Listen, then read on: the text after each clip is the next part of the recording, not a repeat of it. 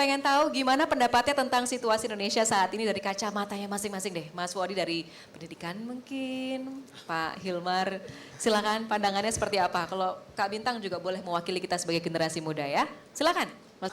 Kalau Indonesia saat ini ya, menurut saya Indonesia nih sedang dalam keadaan demam mungkin ya.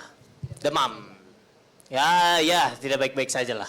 Cuma demam ini kan bisa dilihat ya mungkin bisa dilihat pakai perspektif, oke lu lagi lemas, oke lu lagi sakit, lagi tidak baik. Tapi bisa juga dilihat dengan perspektif, oh ternyata di dalamnya lagi berperang nih. Yang baik dan yang jelek, sel baik sel jeleknya, melawan bakteri kah, virus kah, ini perjuangannya. Jadi kan biasanya memang untuk menuju sembuh ada proses demamnya itulah. Nah, Mas Wadi, kalau kita bicara kerucutkan coba dari sisi pendidikan, kebudayaan, dan literasi gitu deh ya. Apakah yang Mas Wadi lihat tuh masyarakat sekarang tuh udah cukup paham atau cukup aware dengan isu-isu di pendidikan misalnya, kebudayaan dan literasi misalnya gitu. Dan bagaimana kegiatan-kegiatan literasi seperti ini, pesta literasi gitu ya, dan yang lainnya bisa membantu untuk meningkatkan awareness itu. Tadi ada yang ikut antri panjang nggak sih? Nah, itu banyak tuh Iya. kayak Mas Wadi. Itu menurut saya salah satu representasi bagaimana minat untuk membaca buku tinggi. Membeli buku belum tentu ya, minat baca tinggi, beli nomor 2 gitu. Tapi artinya ada keoptimisan di sini, bahwa sebetulnya orang kita kan ada data ya tuh Pak ya, katanya minat baca orang Indonesia itu rendah. Kalau saya ini agak nggak cocok itu dengan data itu. Karena saya kemana-mana kalau talk show segala macam banyak yang datang. Banyak yang antri mau tanda tangan gitu. Tapi pas lagi tanda tangan nanti saya lihat bukunya. Oh bajakan bukunya gitu ya.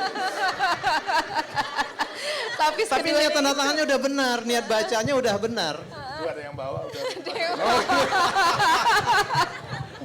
Yang perlu kita apresiasi ternyata minat baca oke. Artinya apresiasi pada literasi itu tinggi. Mungkin masalahnya akses Pak. Akses apa? Akses barangnya, ya barangnya nggak tersedia. Di Jakarta banyak, di daerah belum tentu. Belum tentu. Kedua akses secara ekonominya. Nggak cukup uang.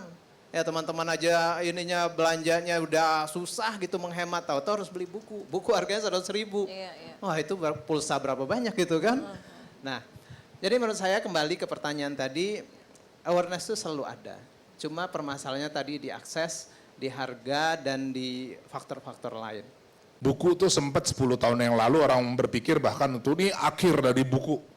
Udah nggak bakal lagi ada buku setelah internet dan segala macam AI dan seterusnya memberikan kemudahan informasi. Di Amerika pun ya, bukan hanya di kita loh. Ya, orang menduga tuh bahwa dia decline dan kemudian akan menghilang Akan gitu. habis ya. Ternyata sekarang rebound, termasuk di kita gitu ya. Saking reboundnya mendatangkan keuntungan ekonomi, korbannya Fuadi ini gitu. Banyak loh sekarang tuh novel-novel, buku-buku gitu ya, dijual separuh harga gitu. Udah gitu berani lagi di situ bilang print on demand, ya iyalah. Gitu. Jadi, tapi ini juga tanda ya bahwa sebetulnya di industrinya gitu ya, juga ada geliat gitu. Nah mungkin tantangan kita ke depan gimana sih ngerapiin semua ini ya gitu sehingga ekosistemnya bisa jalan baik, penulisnya benar-benar mendapat apa namanya sesuai dengan haknya gitu ya dan masyarakat dapat manfaat ya dari terbitnya banyak buku bermutu gitu. Yang bisa dilakukan ya, saya rasa merawat gimana gelombang kesemangatan literasi membaca ini. Karena ya seperti adanya festival ini, beberapa kawan saya yang suka baca buku mungkin nggak terkoneksi dengan adanya festival ini, jadi ngerasa kayak sendirian, ngerasa nggak punya community tentang baca buku dan lainnya. Itu secara nggak langsung juga menurunkan kesemangatannya. Karena gini, nggak semua orang terlahir lalu terdidik dalam keadaan yang enak dan gampang baca buku seperti tadi dijelaskan bahwa ada beberapa yang berjuang untuk mendapatkan buku. Untuk membaca buku, memiliki kebiasaan itu ya nggak semuanya gampang dan enak. Bahkan saya sendiri pun, jujur saya mah nggak suka baca buku Pak. Tapi saya tahu baca buku itu penting dan harus gitu loh. Jadi saya paksain Pak. Ya Allah saya setengah mati saya beresin buku tuh. Karena satu lembar saya baca, saya harus baca lagi. Nggak nempel di kepalanya. Hilmar, kalau kita tadi kan benang merah berarti ada pendidikan karakter gitu ya. Terus kemudian bisakah kita belajar? Tentu kita bisa belajar dari peran pendidikan sejarah dan budaya nih dalam membangun kesadaran kritisnya, pendidikan karakternya di kalangan muda nih. Gimana perannya Pak Ilmar? Boleh berbagi dengan kita?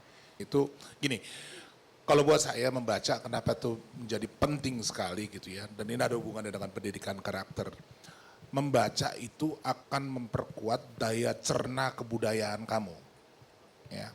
Daya cerna kebudayaan ini kenapa penting gitu. Karena apapun yang kita terima nih, berita, mau itu video 3 detik dan segala macam itu pada akhirnya kan masuk ke badan kita nih diolah nih. Dan kemudian keluar dalam berbagai macam respons gitu ya. Dan misalnya nih ya stand up-nya dia. Daya cerna kebudayaannya bagus gitu, ketawanya lama. Ya. Sampai rumah nih kita masih wah terngiang-ngiang, ya kurang ajar dari si Bintang begini gini. Terus kalau misalnya dia singkat, ya dia penerimaannya apa yang kemudian kelihatan di permukaan aja, lucunya sebentar. Ya, kurang lebih begitu pemahamannya.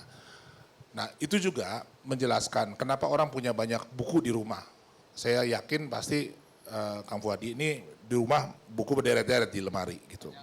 Orang kemudian nanya, kan dibaca semua. Semakin banyak kamu membaca, semakin sedikit halaman yang perlu kamu baca dari setiap buku. Kenapa? Karena pengetahuan itu diakumulasi. Ya kan, nggak ujung sampai ujung, bukan cover to cover untuk semua buku. Nggak akan ada orang yang di dunia ini punya punya buku di rumahnya, kemudian dia baca seluruhnya dari ujung sampai ujung. Kenapa? Karena daya cerna kebudayaannya udah meningkat. Dengan sedikit input, kadang-kadang misalnya saya sama di bidang yang sama nih gitu ya, kadang baca buku ilmu sosial. Lihat judulnya, lihat belakangnya, lihat daftar isinya, lihat sebentar bibliografinya udah ketebak nih kira-kira ngomongnya begini. Ya kenapa gitu? Karena kita udah cukup banyak membaca. Jadi urusan banyak membaca itu pada akhirnya akan meningkatkan daya cerna. Ini kuat ya. Kita ngomong soal pendidikan karakter, kita mau ngomong soal bagaimana kamu menghadapi perubahan iklim, bagaimana kamu menyikapi soal politik dan seterusnya itu akan jauh lebih mudah. Terkait literasi, kita itu di Indonesia khususnya terlalu dikotak-kotakan.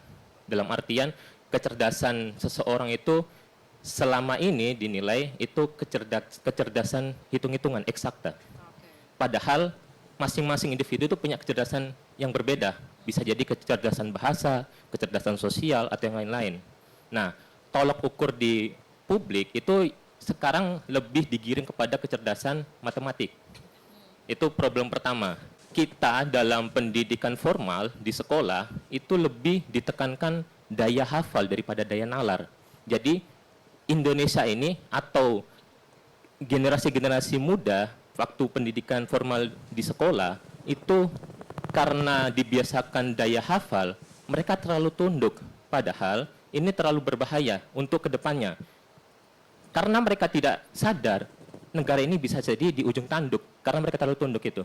Di dunia ini ada pengetahuan disebut tacit knowledge yang diturunkan turun-temurun nih dari leluhur begitu ya, dan kadang-kadang dalam bentuk bukan verbal.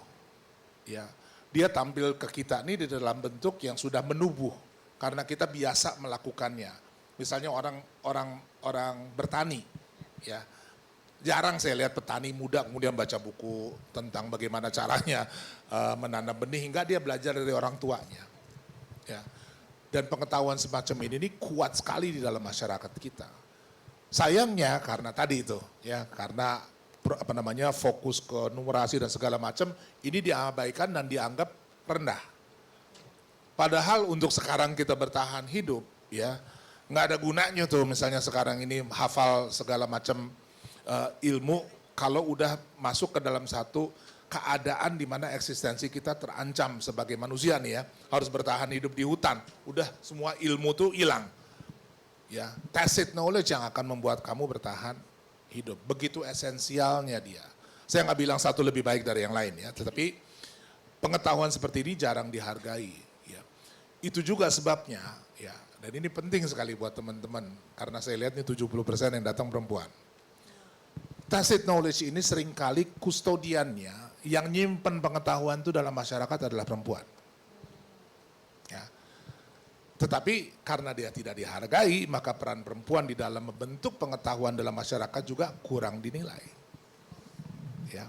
Padahal makanan, bahas itu. Ya, segala hal menyangkut kelangsungan hidup di dalam satu keluarga. Perempuan pegang peranan yang sangat penting. Baru mungkin bulan lalu saya nemenin anak saya belajar, dia mau ujian, mata pelajarannya PPKN. Teman-teman ada yang belajar PPKN? Kalau generasi saya PMP namanya. PPKN ya? PMP. Pendidikan Moral Pancasila. Isinya sebetulnya sama kan ya. Waktu kelas 1 saya temenin, isinya kira-kira itu. Kelas 2 isinya itu lagi, diulang aja. Kelas 3 sampai ini, dan anak saya protes, ya kok isinya ini lagi dan harus dihafal katanya.